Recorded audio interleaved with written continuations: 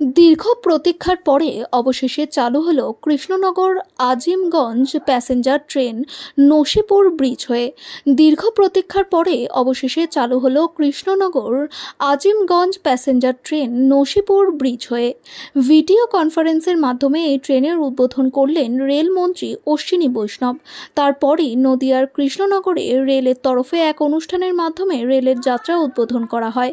এই অনুষ্ঠানে উপস্থিত ছিলেন রেলের এবং আরপিএফের একাধিক আধিকারিক এবং রেলযাত্রীরা। এই বিষয়ে রেলযাত্রী সমিতির তরফে বলা হয়, বহু প্রতীক্ষার পর আজ এই রেল নসিপুর ব্রিজ হয়ে চলাচল করবে।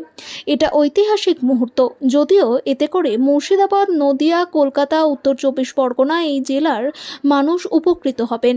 শুধু তাই নয়, হাওড়ার পর শিয়ালদহর সঙ্গে এখন যোগাযোগের সময় অনেক কমলো। কারণ হাওড়া থেকে ট্রেন ছাড়ার পর অনেক সময় লাগতো আজিমগঞ্জ যেতে। নতুন ট্রেন চালু হওয়ায় সেই সময় অনেকটাই কমে যাবে।